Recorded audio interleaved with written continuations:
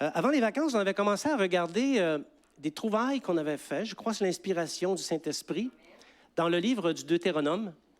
On a trouvé 12 perles que j'ai appelées les 12 perles du Deutéronome. C'est le titre du message. On avait regardé les perles 1 à 6. Et aujourd'hui, on va quand même faire une petite rétrospective, hein, histoire de se resituer dans le temps. Et on va regarder les 6 dernières perles qui contiennent l'économie de Dieu, la volonté de Dieu pour ses frères et ses sœurs ici sur la terre. Alléluia. Mais juste avant, on va demander au Seigneur de nous accompagner. Amen. Seigneur Jésus, cette réunion, ce n'est pas la réunion d'un homme pour des hommes. C'est une réunion de tes frères et tes sœurs, tes disciples, qui sont présents ici dans la salle et aussi ceux qui écoutent à distance ou en différé, afin de glorifier ce grand Dieu qu'est le nôtre, afin de le célébrer, de célébrer sa puissance, la puissance de l'œuvre qu'il a accomplie sur la croix, notamment dans son sacrifice lorsqu'il a donné sa vie. Et Seigneur, nous sommes ici pour te glorifier. Nous sommes ici pour entendre ce que l'Esprit a à nous dire, afin que nous puissions être transformés de gloire en gloire à l'image de Jésus-Christ. Et Seigneur, nous n'avons aucune autre aspiration. On n'aspire pas à être comme les gens du monde. On aspire à être des disciples de Jésus-Christ.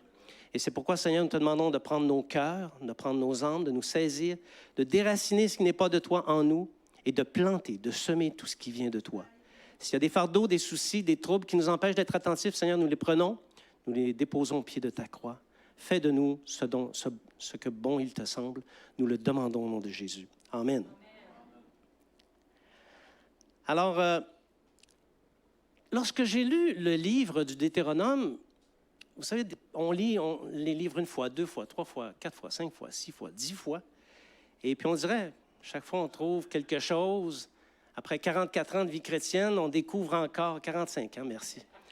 Merci à mon modérateur.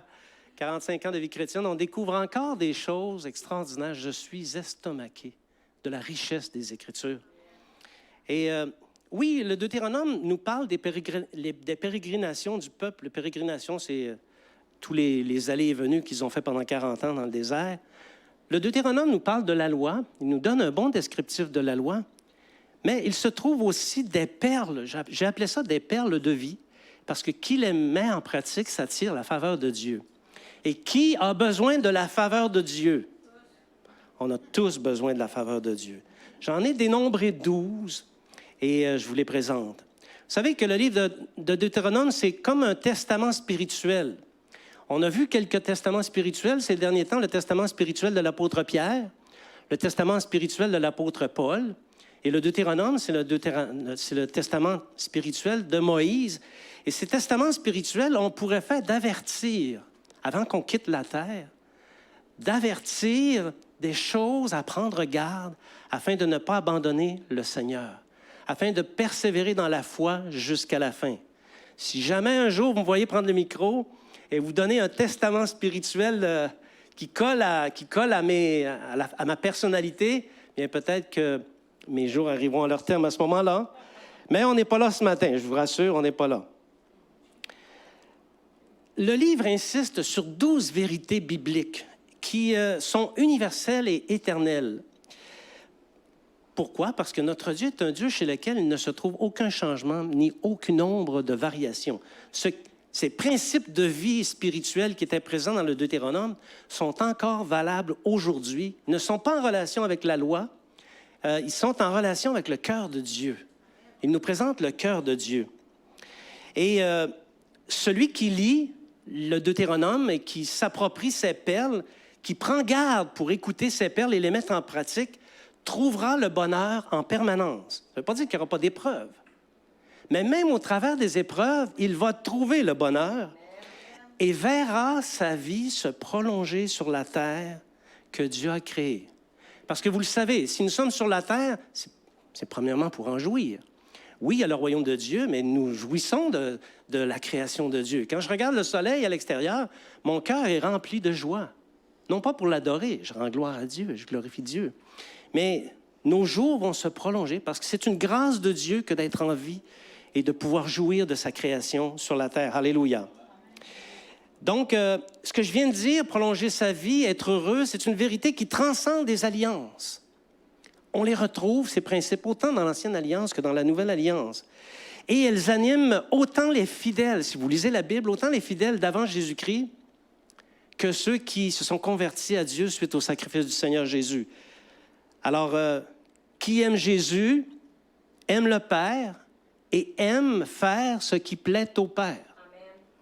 Si tu es chrétien, tu devrais aimer faire ce qui plaît au Père. Amen. Donc, il n'y a pas d'argument qui tiennent, qui existent en faveur de l'abandon ou de la négligence envers ces vérités éternelles et universelles. On peut dire, sans avoir peur de se tromper, que ce sont des piliers de la foi. Amen. Oui, merci pour ce mot « Amen ». On se souvient de la signification du mot « Deutéronome ». Mis à part ce secteur-là, est-ce que quelqu'un se souvient de la signification du mot « Deutéronome » ? Seconde loi. Il y a le mot « deux » dans Deutéronome. Donc, c'est seconde loi. Et il donne des avertissements au peuple d'Israël afin de contrer des possibles égarements parce que l'Esprit avait montré à Moïse que le peuple s'égarerait. Alléluia. Le but de Dieu dans ces avertissements, il est simple. C'est que les disciples aient la vie en abondance. Et aussi qu'ils prolongent leurs jours sur la terre. Parce que même avant que vous naissiez, il y a un nombre qui a été fixé, un nombre de jours qui a été fixé sur votre vie. Et ce nombre de jours-là, c'est Dieu qui l'a fixé. Il y a deux variables qui peuvent le faire modifier, soit pour le raccourcir, soit pour le prolonger. Honorer Dieu dans les 12 perles va avoir pour effet de prolonger nos jours sur la terre. Les mépriser va avoir l'effet contraire, raccourcir le nombre de nos jours sur la terre. Alléluia. Alors, il découle de ces constatations que ces perles de vie constituent un régime de santé meilleur que tout ce qui est préconisé par nos scientifiques favoris. Okay? Alors, on va réviser les 6 premières, ensuite on élabore les 6 dernières, afin de les connaître, de les observer, d'être heureux et de prolonger nos jours sur la terre. Amen? Donc, rapidement, la première perle de vie, c'était « La parole de Dieu rend intelligent ». Vite dit, veux-tu être intelligent? Lis la Bible. Je connais des gens dont je doutais de l'intelligence, et après qu'ils se sont mis à lire la Bible, leur intelligence s'est mise à exploser. Alléluia! Parce que la Bible, la parole de Dieu, communique la pensée de Dieu aux croyants et finit par, à la longue, il finit par réfléchir comme Dieu ou à la manière de Dieu. Or, Dieu est intelligent. Donc, si tu lis la Bible et que tu te mets à raisonner comme lui en appliquant ses principes, tu vas devenir intelligent. Les autres autour de toi vont le remarquer. Ça ne vient pas de toi. Ça vient du Seigneur Jésus. Les effigies sont pour les païens. Et j'insiste beaucoup là-dessus parce que c'est un fléau dans les églises. Okay? Posséder des effigies revient à nous associer aux païens. Si tu as des effigies chez toi, tu t'associes aux païens. Quand je parle d'effigies, des fois, j'ai le sentiment de ne pas être clair. Tu sais, il y en a qui pensent que c'est des statues de la Sainte Vierge. Ben oui, une statue de la Sainte Vierge, c'est une effigie, mais il y en a d'autres qui sont beaucoup plus subtiles, qui peuvent se retrouver chez nous. Donc, les statues des saints, les statues des anges, s'il te plaît, brûle ça, ça presse. Les images de la divinité, toute image de la divinité, débarrasse-toi de ça. Quand je dis de la divinité, là, comprends-moi. Jésus, Dieu le Père, les anges, le Saint-Esprit ou encore même les apôtres ou les saints ou encore Marie, ce sont des effigies, OK? Débarrasse-toi de ça. Les sculptures qui peuvent se retrouver sur une croix, débarrasse-toi de ça. Garde la croix, débarrasse-toi de la sculpture qu'il y a dessus, OK? Alors, quiconque prononce le nom du Seigneur, qu'il fasse disparaître les idoles et toutes les choses interdites, qui constituent aussi un autre principe de vie qu'on va voir. Alléluia. Tu veux plaire au Seigneur? Débarrasse-toi de ça. OK? Les 10 commandements. On a vu, ce sont 10 commandements qui sont beaux, sont symétriques. 5 concernent Dieu, 5 concernent les hommes. Et ils sont bons, vrais, justes et équitables. Et non seulement ils peuvent encore être observés aujourd'hui, ils doivent être observés aujourd'hui. Si quelqu'un te dit, les 10 commandements, c'est plus bon, prends tes jambes à ton cou, sauve-toi. S'il dit, c'était dans l'Ancien Testament, ça ne s'applique plus, prends tes jambes à ton cou, sauve. Non, dis-lui donc qu'il se trompe. On va changer ça, tiens. Prends pas tes jambes à ton cou. Dis-lui qu'il se trompe. OK? Alors, qui les observe, incluant le sabbat du premier jour de la semaine, qui est aujourd'hui, OK? Plaît à Dieu, parce que autrefois, le sabbat, c'était le dernier jour de la semaine. Aujourd'hui, le sacrifice de Jésus a changé ça. Et les pères de l'Église l'ont reconnu. Le premier jour de la semaine est devenu le sabbat des disciples. Alléluia. Quatrième perle de vie, craindre Dieu rend heureux et prolonge les jours. Pendant nos vacances, on a été rencontrer un pasteur dans une ville du Québec, à Granby, et il me disait, j'ai préparé un message un jour sur la crainte de Dieu. Le titre, c'était « Crains Dieu, sinon, crains Dieu ». Tu t'en sors pas, OK? Tu as intérêt à craindre Dieu. Comme je le disais, qui craint Dieu va appliquer les perles de vie. Et le fait d'activer les perles de vie par la crainte de Dieu, pas la peur de Dieu, l'amour de Dieu. Okay? Qui craint Dieu dans un amour ineffable va bénéficier des bienfaits de Dieu, de la bénédiction, et sa vie va se prolonger. Et il va être gardé pendant sa vie de bien des malheurs. Pas de tous les malheurs, de bien, de beaucoup de malheurs. Garder nos maisons pures, ça c'est quelque chose qui souvent est négligé. Ça disait ceci, tu n'introduiras point une chose abominable dans ta maison, afin que l'Éternel ne voie rien chez toi d'impur et qu'il ne se détourne point de toi. Ce n'est pas une fable. Vous le savez, on a beaucoup d'expérience. On a connu des gens qui avaient des choses abominables dans leur maison, que ce soit des choses interdites ou encore des choses idolâtres. Et croyez-moi, s'ils pouvaient être bénis le dimanche matin pendant la louange, pendant la prédication, sitôt qu'ils arrivaient à la maison, je vous le dis, le Seigneur Jésus arrêta la porte parce qu'ils ne pouvaient y entrer. C'était impur à l'intérieur. Gardons nos maisons pures. Enlevons toutes les souillures qui relèvent de l'idolâtrie et des choses interdites qui sont liées au culte des démons. Et vous savez, le culte des démons, parfois, ça demande du discernement. Ça demande du discernement parce que le monde des ténèbres est tellement subtil qu'ils peuvent attacher des malédictions à des objets. Toi, tu passes chez Walmart, l'objet n'est pas cher, tu le trouves beau, tu l'achètes et t'introduis quelque chose chez toi qui est une souillure et qui va te faire perdre la protection de Dieu. Ce n'est pas de la faute de Dieu, c'est de ta faute. Tu as manqué de discernement. Tu n'as pas écouté le Saint-Esprit. Écoutons, avant de se laisser aller au consumérisme puis d'acheter tout ce qui plaît à nos yeux, écoutons le Saint-Esprit. Est-ce qu'il n'y a pas quelque chose là-dedans qui comporte un lien qui va m'amener des malédictions? Donc, garder nos maisons pures, c'est un travail de tous les jours. Parce que parfois, un de tes amis peut arriver et te laisser des affaires. Gardons nos maisons pures. Qui fait ça? Plaît à Dieu. Il plaît à Dieu. Alléluia. Démontrer notre reconnaissance à Dieu.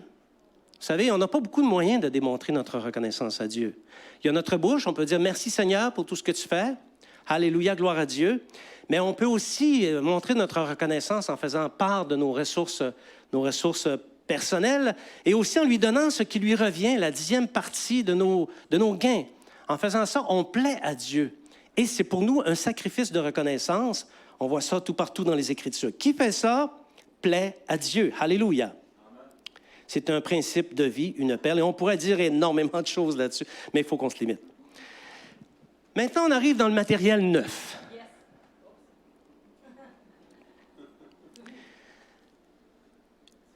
Je vais dire des choses aujourd'hui qui détonnent du discours officiel dans les églises. La bénédiction comme la malédiction sont devant nous. L'un comme l'autre sont devant nous. Je demandais à ma lectrice favorite de lire le Deutéronome, le chapitre 11, versets 26 à 28. Deutéronome, chapitre 11, versets 26 à 28. Vois, jamais aujourd'hui devant vous la bénédiction et la malédiction. La bénédiction, si vous obéissez au commandement de l'Éternel, votre Dieu, que je vous prescris en ce jour. La malédiction, si vous n'obéissez pas au commandement de l'Éternel, votre Dieu, et si vous vous détournez de la voie que je vous prescris en ce jour. Amen. C'est dans ce concept, parce que c'est un concept, que les chrétiens confondent tout. C'est aussi là où plusieurs pasteurs répugnent à dire toute la vérité. Parce que je ne connais pas beaucoup de pasteurs qui aiment ça, amener la parole quand ça touche la malédiction. Et ce faisant, ils privent les disciples de l'entièreté de la vérité. Alors, beaucoup d'entre eux pensent ou prétendent que pour les chrétiens, il ne peut pas y avoir de malédiction. Ils pensent que les chrétiens sont exempts de la malédiction parce que Christ a tout accompli à la croix. On met beaucoup de choses sur le dos de cette expression. Christ a tout accompli sur la croix. Et que sous l'empire de la grâce, il n'y a aucune malédiction. Alors, c'est vraiment l'art de tout confondre, OK? C'est vrai que Christ a tout accompli. Je ne veux pas minimiser la portée du sacrifice du Seigneur Jésus. Mais c'est vrai aussi que nous sommes sous le règne de la grâce. J'aime prêcher la grâce. Je suis le premier bénéficiaire de la grâce. Et je rends grâce à Dieu pour la grâce. Alléluia. Mais néanmoins, tant la bénédiction que la malédiction sont devant moi. OK? Donc, il y a une position. Il y a moi, il y a vous aussi, il y a la malédiction et la bénédiction qui sont devant. Et c'est notre manière d'être dans le Seigneur qui va déterminer dans quelle position on va se trouver dans l'un ou dans l'autre. OK? Vous vous souvenez de la loi des 4 sinous? J'ai enseigné la loi des 4 sinous. Si nous sommes morts avec Christ, nous vivrons avec lui. Amen. Si nous persévérons, nous régnerons avec lui. Si nous le renions, lui aussi nous reniera. Si nous sommes infidèles, lui, il demeure fidèle, parce qu'il n'est pas un homme pour se renier lui-même. Alors, il se dégage que l'Évangile, la portée de l'Évangile, c'est de nous avoir libérés de la condamnation, à ne pas confondre avec la malédiction. OK? Alors, ce que Jésus a porté sur la croix, c'est l'acte dont les ordonnances me condamnaient. Ça, il l'a porté. Ça, il l'a accompli. Et par le sacrifice de Jésus, il n'y a plus de condamnation pour ceux qui sont en Jésus. C'est très clair, c'est indiscutable, c'est irréfutable. Il n'y a pas de condamnation. Néanmoins, la bénédiction et la malédiction sont devant nous. Alléluia. Alors, ce que l'apôtre Paul enseigne, que la grâce, cette fameuse grâce, règne par la justice. Tu prêches la grâce, pratique la justice. Parce que la grâce règne par la justice. Il enseigne que la grâce, c'est la justification. Ce n'est pas une faveur imméritée. Il y a une définition simpliste simplette, qu'on dirait en québécois, qui circule dans les milieux chrétiens. Hein. La grâce, c'est une faveur imméritée. Non. Ça, une faveur imméritée, c'est une bénédiction. La grâce, c'est la justification par le sang de Jésus. Ça, c'est toute une grâce. Et la progression dans la sainteté en vue de la vie éternelle. Il te manque un ou l'autre de ces 3 éléments et tu n'es pas dans la grâce. Tu es dans la présomption, dans l'ignorance et dans la culpabilité. Alors, lorsque cette logique est respectée, justification, progression dans la sainteté en vue de la vie éternelle, il y a une grâce. Il y a la grâce de Dieu. Oui, il y a la bénédiction. Si tu es dans cette logique, ta position, c'est celle de la bénédiction. Tu vas la recevoir. Parce que tu marches là-dedans, tu ne fais que semer bénédiction. Tu sèmes la bénédiction. Tu sèmes la bénédiction dans ta vie. Et qu'est-ce qui va arriver quand on sème des choses? Un jour, on les récolte. Tu vas récolter la bénédiction de Dieu. Alléluia. C'est alors que le disciple plaît à Dieu quand il est dans cette logique. Et par Christ, il trouve le bonheur et ses jours se prolongent sur la terre. Amen. Mais ce principe de vie n'a pas pour effet d'éliminer la contrepartie. On ne peut pas juste faire ça, dire, non, nous autres, c'est la bénédiction. La malédiction, on ne veut rien savoir de ça, tu sais. Non, c'est la bénédiction. Là, il voit la malédiction. Ah non, ça, c'est pas pour nous autres. Non, tu as une position, tu sèmes dedans. Si tu ignores l'autre position, tu vas semer dedans sans t'en rendre compte. Parce que tu es ignorant de ce qui attire la malédiction. Alors, ça n'élimine pas, la grâce de Dieu, telle qu'on vient de la définir, n'élimine pas la contrepartie. Que se passe-t-il lorsqu'un chrétien ne recherche ni ne progresse dans la sainteté? J'en connais. Ils ne progressent pas dans la sainteté. Ils ont atteint un standard, un statut presque de déification, puis ils cessent de progresser dans la sainteté. Bien là, il n'est pas dans la logique voulue de la grâce. Que se passe-t-il lorsque ce même chrétien commet des injustices aux yeux de Dieu? Lorsque, loin de se repentir, il justifie sa conduite par des mots, parce que vous savez, les chrétiens qui agissent mal ont toujours une justification. Puis cette justification-là, c'est des mots.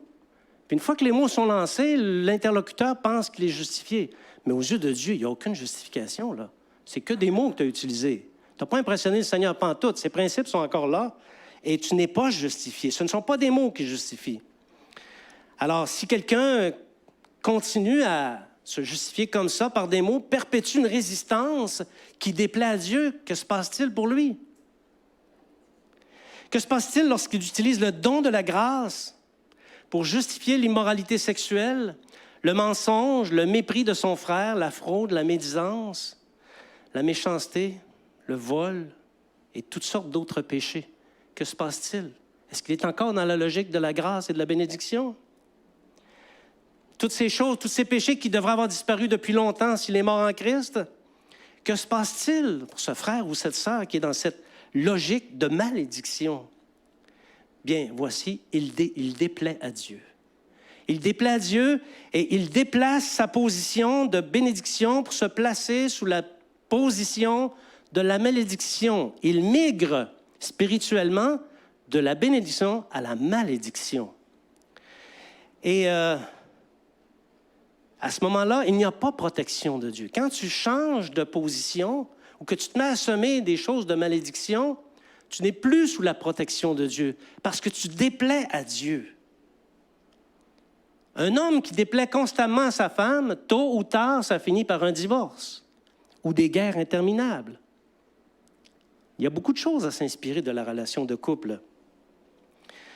Donc, lorsque la personne migre comme ça, elle devient une proie parce qu'elle n'est plus sous la bénédiction de Dieu.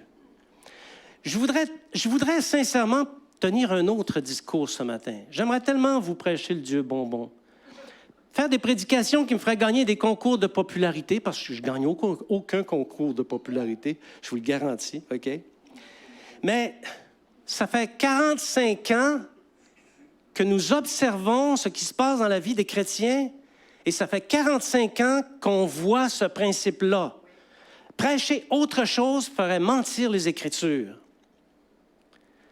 Alors, ce qu'on a vu dans la vie des chrétiens prouve ce qui est enseigné aujourd'hui, qui sont des perles des Écritures. Alléluia. Donc, si tu prononces le nom de Jésus, voici. Est-ce qu'il y en a ici qui prononcent le nom du Seigneur Jésus? Il y a devant toi la bénédiction et la malédiction.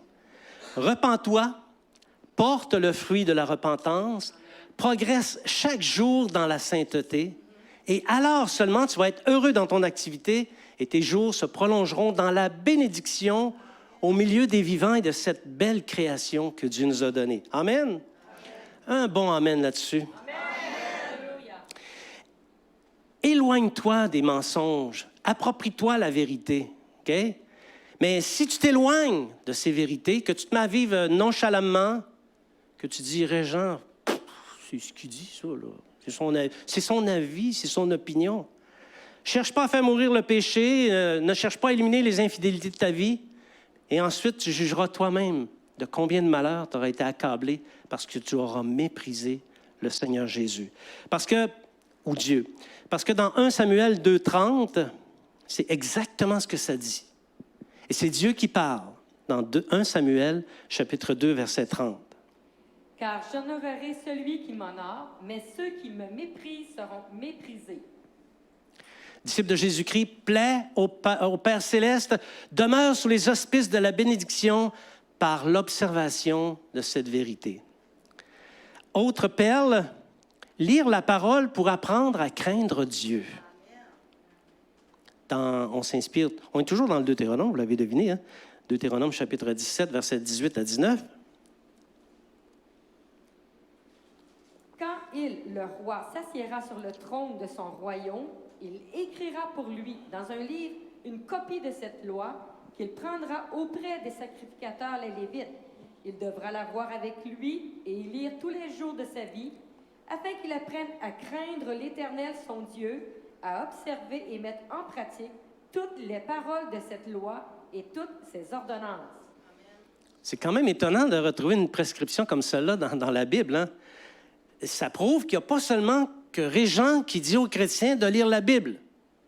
Le Seigneur encourage ses disciples à lire la Bible. Parce que, je vais dire, non, Régent, ça c'était pour le roi. Mais toi, t'es qui? T'es fils de roi, t'es fille de roi, appelé à régner.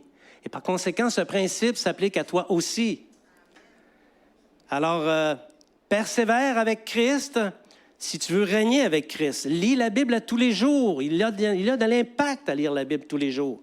Vous savez, plusieurs chrétiens s'autorisent ce qu'on pourrait qualifier comme étant des comportements répréhensibles. Ceux qui lisent la Bible voient et qui sont en intimité avec le Seigneur, dans la grâce, ils voient que c'est répréhensible. Mais la personne qui le fait ne le voit pas parce qu'elle ne lit pas la Bible. Elle n'est pas confrontée à la pensée de Dieu. Donc, elle s'autorise des choses, la personne s'autorise des choses qui sont parfois répréhensibles. Il est très difficile de savoir ce qui plaît à Dieu et ce qui déplaît à Dieu lorsqu'on ne lit pas la Bible. On est à la merci des autres. On est à la merci d'un tel, d'une telle. Et si dans le discours d'un tel et d'une telle, il y a une erreur, bien nous devenons des proies. La proie du discours des autres. Combien de comportements dans ma vie ont été changés par la lecture de la Bible? Encore, je vous le disais tout à l'heure, ça c'est un gros amen, OK? C'est un amen troublant, là, tu sais.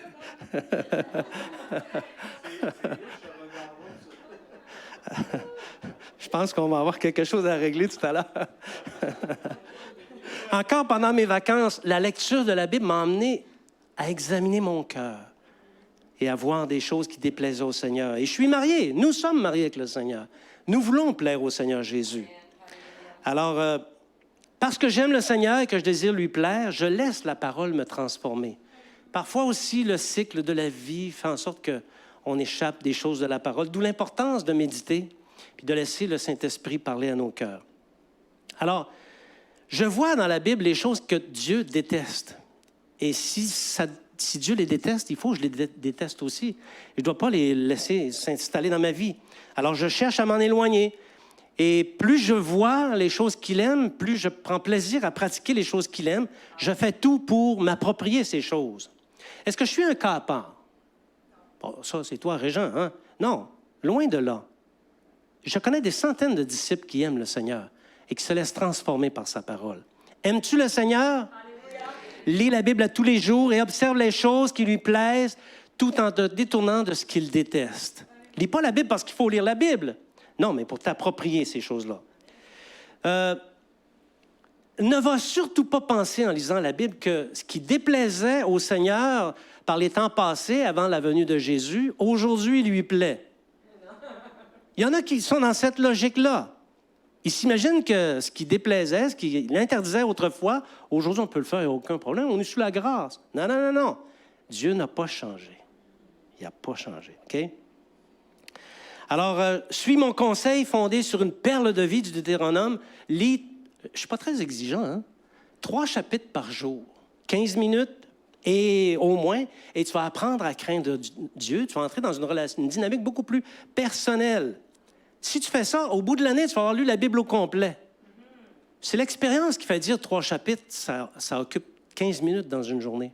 On peut offrir 15 minutes dans une journée. Ça demande un peu de discipline, mais ça se fait. Et si on fait ça, bien, on va apprendre à craindre notre Dieu.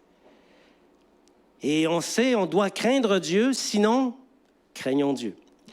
Obéir à Jésus, Régent, obéir à Jésus dans le Deutéronome. Jésus est dans le Nouveau Testament. Deutéronome, chapitre 18, verset 15. L'Éternel, ton Dieu, te suscitera du milieu de toi, d'entre tes frères, un prophète comme moi, vous l'écouterez. Alléluia. Moïse, à cause de l'esprit de prophétie qui reposait sur lui, pressentait la venue de Jésus. Et il avertit que des prophètes apparaîtront. La plupart des commentateurs disent que ce passage-là, c'est une référence au Seigneur Jésus dans le Deutéronome. Parce que dans les faits, les prophètes sont apparus beaucoup plus tard. Dans l'histoire d'Israël, les prophètes sont apparus beaucoup plus tard. Même le premier qu'on voit véritablement, là, c'est Déborah. Pas Déborah les portes, là. Déborah la prophétesse, OK? Alors, c'est la première qu'on voit, puis après ça, on voit un petit peu plus le ministère de prophète s'installer sous le ministère de Samuel, OK? Mais avant cette personne-là, l'Esprit se manifeste, l'ange de l'Éternel se manifeste, mais il n'y a pas, on ne voit pas, je ne dis pas qu'il n'y en a pas eu, là, mais on ne voit pas dans les Écritures de prophète à proprement parler, OK? Donc, cette parole concerne Jésus. Moïse connaissait la dureté du cœur de ses congénères et il les avertit d'avance parce qu'il pressent que ses congénères vont rejeter le prophète que Dieu va leur envoyer. Alors, il leur dit d'avance de croire en celui qui doit venir, en Jésus. C'est quand même puissant. Alors, c'est dire que le Deutéronome renferme tout le dessein de Dieu à l'endroit des hommes. À partir du moment où le ministère de Jésus s'y retrouve, ça renferme le dessein de Dieu. Du Deutéronome, écoutez bien cette phrase, je l'ai quand même travaillée un peu là. Du Deutéronome émane la personne de Jésus et de l'Évangile émane le Deutéronome. Oui, l'esprit du Deutéronome se retrouve dans le discours sur la montagne. Parce que Jésus reprend l'enseignement de la loi en révélant l'esprit qui l'anime, ce qui n'avait pas été fait avant. Il révèle l'esprit qui l'anime, comment aimer Dieu parfaitement. Ce qui n'avait pas été révélé, ce qui manquait, Jésus l'a accompli. Alléluia. Alors, il plaît à Dieu que tu obéisses à Jésus en pratiquant l'Évangile. Et si tu fais ça, crois-moi, ta position, la bénédiction et la malédiction ont beau être devant toi, ta position, c'est vraiment celle de la bénédiction. Et tu sèmes, et tu sèmes, et tu sèmes la bénédiction. Et tu vas récolter au jour favorable. Alléluia. Ça, c'est une perle de vie. Amen. Les promesses, autre belle perle, les promesses se réalisent pourvu. Pour autant que, dans la mesure où, pourvu, il y a un conditionnel. Deutéronome, chapitre 19, versets 8 à 9. Lorsque l'Éternel, ton Dieu, t'aura donné tout le pays qu'il a promis à tes pères de te donner, pourvu que tu observes et mettes en pratique tous ces commandements que je te prescris aujourd'hui, en sorte que tu aimes l'Éternel, ton Dieu, et que tu marches toujours dans ses voies. Amen. Ça, c'est une autre belle perle de vie. Les promesses de Dieu sont oui et amen. Pourvu. Pourvu. Pourvu que les conditions d'application soient en présence. Hein, ça va de soi. Pourvu que tu meurs en Christ. Pourvu que tu persévères. Pourvu que tu ne renies pas Christ. Pourvu que tu demeures fidèle. Alléluia. Et on pourrait continuer, on pourrait mettre d'autres conditions d'application. Pourvu que tu observes les 10 commandements. Pourvu que tu ne pratiques pas les œuvres de la chair qui se retrouvent dans Galates 5, 19, bravo, OK, qui sont l'impudicité, l'impureté, la dissolution, l'idolâtrie, la magie, les inimitiés, les querelles, les jalousies, les animosités, les disputes, les divisions, les sectes, l'envie, l'ivrognerie, les excès de table et les choses semblables, parce que ceux qui commettent de telles choses n'hériteront pas du royaume de Dieu. Pourvu que tu pratiques Galates 5, 20, Galates 5, 20 à 23, plutôt que Galates 5, 19. Or, tous les pourvus, vous savez, des fois, on voit ça et on dit, mais voyons donc, c'est pas possible. On peut pas, on n'est pas capable. On est fait de chair, puis par définition, on pêche. Tant qu'à pêcher, pêchons. Non, mais c'est pas comme ça que ça marche. Il faut comprendre qu'on n'est pas seul. Il y a le Saint-Esprit qui est sur nous. Celui qui a le Saint-Esprit et qui marche par l'Esprit n'accomplira pas ces choses-là. Parce que le Saint-Esprit qui est en lui va lui dire, non, approche-toi pas, éloigne-toi. Donc, ce n'est pas la personne qui ne le fait pas, c'est Dieu, la personne. C'est pour ça qu'on peut... Oui, il y a beaucoup de prescriptions, mais nous ne sommes pas seuls. Jésus, par son Saint-Esprit, est en nous. Alors, ceux qui prennent garde à eux, qui se tiennent en garde contre les pourvus, OK, hériteront des promesses. Oui et amen. Et ça, c'est une belle perle. Alléluia. Une autre belle perle que j'ai vue dans le Deutéronome, Dieu change la malédiction en bénédiction. Ah, celle-là, je l'aime, elle est belle. Elle est agréable à enseigner aussi. Deutéronome, chapitre 23, verset 5. Mais l'Éternel, ton Dieu, n'a point voulu écouter Balaam, et l'Éternel, ton Dieu, a changé pour toi la malédiction en bénédiction, parce que tu es aimé de l'Éternel, ton Dieu. Alors, on se rappelle tous de l'histoire de Balaam. Au passage, ce voyant, parce qu'il s'est détourné des voies de Dieu, a péri lors de l'invasion des terres des Amalécites par les Israélites. C'était peut-être un voyant, peut-être que le ciel s'ouvrait et il voyait Dieu, mais à cause de parce qu'il a changé de camp, il s'est placé sous la malédiction, à cause de ça, il a péri lors de l'invasion de la terre à l'est du Jourdain. Cet homme n'a jamais pu jouir ou profiter ou bénéficier des trésors que lui avait offert Balak, les centaines de millions de dollars. Bien, ils ont été enterrés avec lui. Comme quoi, on ne quitte la position de la bénédiction qu'à un seul prix, au prix de la malédiction. Toutefois, pour celui qui demeure fidèle dans l'observation des principes de la parole, il y a beaucoup d'espoir, beaucoup d'espoir. Il jouira pleinement de la bénédiction de Dieu dans le bonheur. Et jouir de la bénédiction de Dieu dans le bonheur, il n'y a rien de plus agréable que ça. Alléluia. Pas seulement ça. Si tu es dans la position de la bénédiction parce que tu observes les principes de vie, bien, quelqu'un peut bien prononcer une malédiction contre toi. Elle va être sans effet. Dieu la tournera même en bénédiction parce que tu es aimé de Dieu. Alléluia. Ça, c'est une autre vérité. Si tu aimes Dieu, pas par des mots. Tout le monde aime Dieu par des mots, OK? Mais par l'observation de la parole, tu seras aimé de Dieu et il va te le rendre en retour.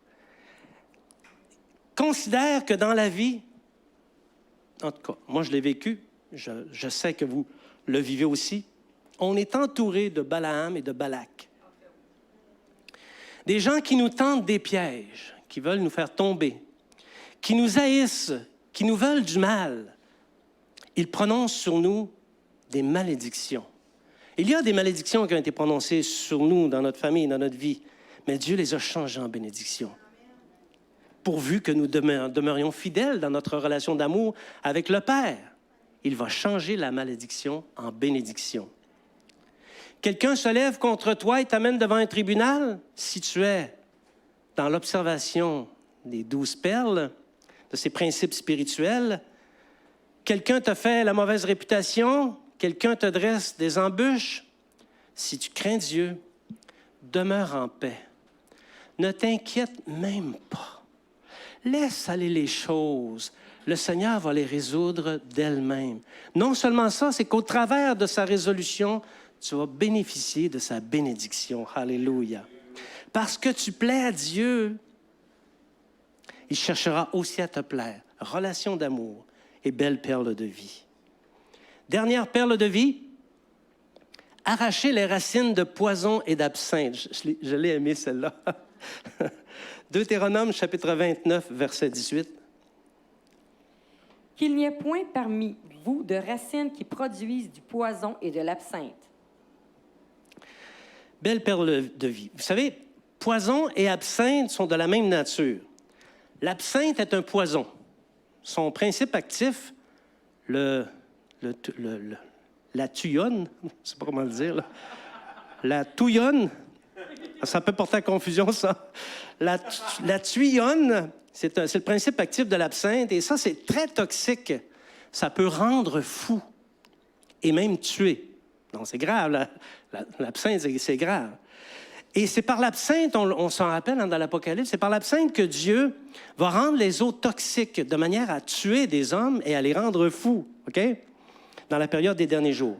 Alors, l'absinthe et les poisons de toutes sortes peuvent altérer gravement la santé et causer la mort. On ne veut pas consommer de poison. On ne veut pas dans notre famille qu'il y ait de poison. On ne veut pas dans l'Église qu'il y ait de poison. On ne veut pas dans notre société qu'il y ait du poison. Malheureusement, parfois, il y en a.